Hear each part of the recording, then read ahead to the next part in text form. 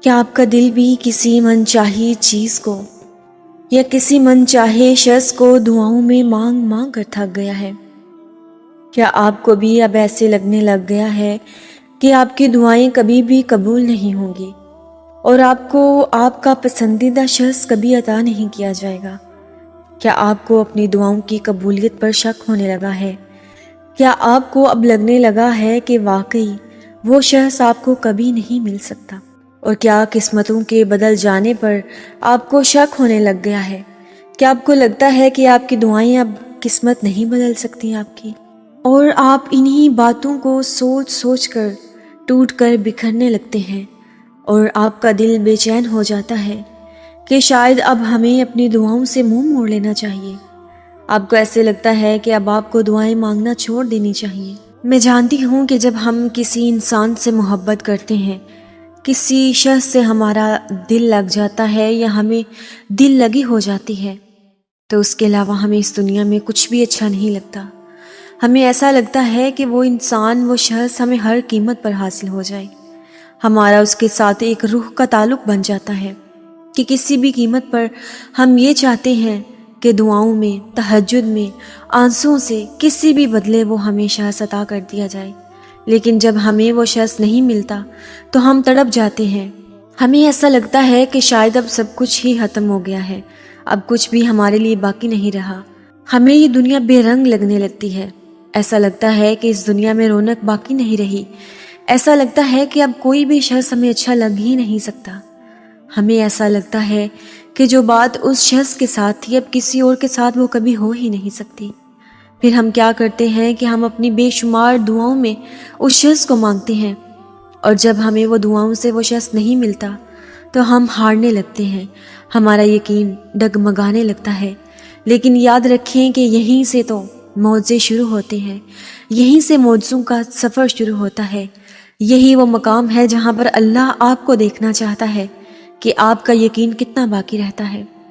اگر ایک خوشحال انسان کو کہا جائے کہ اللہ کی رحمتوں پر یقین کرو تو وہ یقین کر لے گا، کیونکہ اسے دنیا کی ہر نعمت میسر ہے۔ لیکن اللہ کی رحمت پر ہمیں کتنا یقین ہے، یہ تو اس وقت پتہ چلتا ہے جب ہمارے ہاتھ بالکل خالی ہوں، ہماری جولی بالکل خالی ہو، ہمارا دامن بالکل خالی ہو۔ اسی وقت تو اللہ یہ دیکھتا ہے کہ تم اس کی ذات پر کتنا یقین کرتے ہو، تم اس پر کتنا بھروسہ کرتے ہو۔ وہ کہتے ہیں نا کہ اعتماد اس وقت آپ کا کارگر ہوتا ہے جب آپ کے دامن میں کانٹے ہی کانٹے ہوں، لیکن آپ کو یقین ہو کہ آپ کا رب آپ کو پھول ضرور عطا کرے گا۔ جب آپ کو صرف پھولوں کی امید ہوتی ہے تو اللہ آپ کو پورا باغ عطا کر دیتا ہے۔ اس لیے کسی شخص سے محبت کرنا کوئی بری بات نہیں ہے۔ میں جانتی ہوں کہ یہ شریعت میں بالکل بھی جائز نہیں ہے، لیکن یہ بھی سچ ہے کہ محبت کی کتاب میں یہ جائز ہے۔ میں جانتی ہوں کہ شریعت میں یہ ناجائز ہے کہ آپ کسی سے محبت کریں، اسے اظہار محبت کریں اور وہ شخص آپ کا نامحرم ہو، لیکن جب کسی سے محبت ہو جاتی ہے تو یہ ساری باتیں صرف کہانیاں لگتی ہیں۔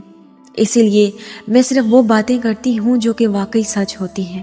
جب ہمیں واقعی کسی سے محبت ہو جاتی ہے تو پھر کسی دوسرے کی دلیلیں ہمارے کام نہیں آتی، کسی کا حوصلہ ہمارے کام نہیں آتا۔ ہمیں بس یہ چاہیے ہوتا ہے کہ کوئی ہمیں یہ بتا دے کہ وہ شخص ہمیں مل جائے گا۔ تو میں وہی شخص ہوں جو آپ کو بتا رہی ہوں کہ انشاءاللہ وہ انسان آپ کو ضرور مل جائے گا۔ اپنے رب پر یقین رکھیں، کیونکہ یقین ایک ایسی چیز ہے جو کہ سمندر میں موسیٰ علیہ السلام کے لیے راستہ بنوا سکتی ہے۔ یقین ایک ایسی چیز ہے جو ابراہیم علیہ السلام کے لیے آگ کو ٹھنڈا کر دیتی ہے۔ یقین ایک ایسی چیز ہے جو کہ اسماعیل علیہ السلام کی گردن پر چھری چلنے نہیں دیتی۔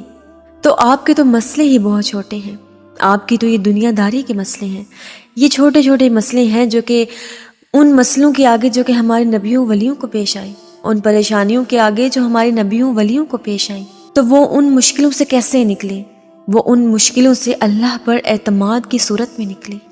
تو آپ اپنے اللہ پر اعتبار کر کے تو دیکھیں، اس کے آگے اپنے مسئلے بیان کر کے تو دیکھیں، اس کو بتائیں کہ اس کے علاوہ کوئی نہیں جو آپ کے مسئلوں کو حل کر سکے۔ اس کو ایک دفعہ اس کی ذات کا واسطہ دیکھ کر تو دیکھیں۔ میں جانتی ہوں بہت سی چیزیں ایسی ہوتی ہیں کہ جسے انسان کس سے بیان نہیں کر سکتا، جسے انسان کسی کے آگے شیئر نہیں کر سکتا، لیکن آپ اپنے اللہ کے سامنے کر سکتے ہیں۔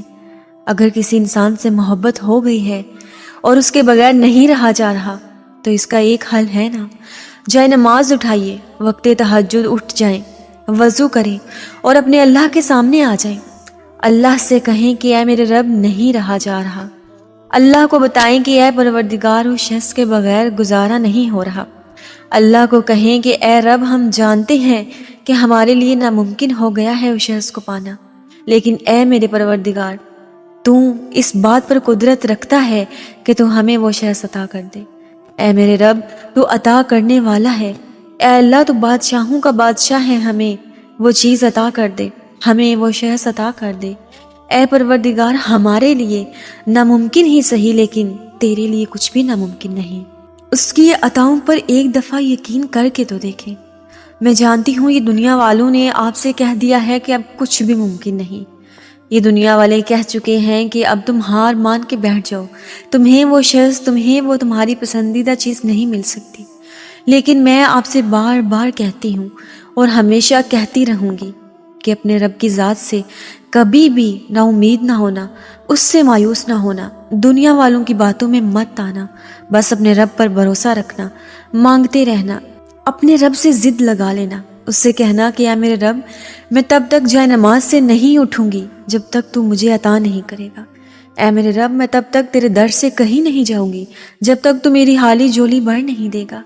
اے میرے اللہ جب تک تو میری ناممکن کو ممکن نہیں بنائے گا میں کہیں نہیں جاؤں گی۔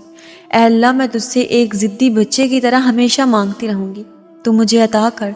میرے اللہ اگر تو دیر لگا بھی رہا ہے لیکن پروردگار تیری ذات پہ بھروسہ ہے تو کبھی بھی مجھے خالی ہاتھ نہیں لٹائے گا۔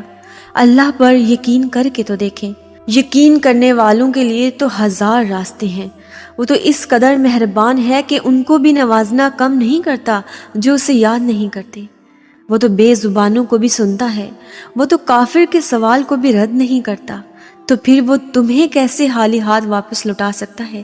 جس کے سامنے تم دن رات جاتے ہو، جس کے آگے تم 24 گھنٹے ہاتھ پھیلا کے رکھتے ہو، وہ کیسے تمہیں خالی ہاتھ لوٹا سکتا ہے؟ بس وہ تم سے ایک چیز چاہتا ہے کہ اس کی ذات پر کامل یقین رکھو۔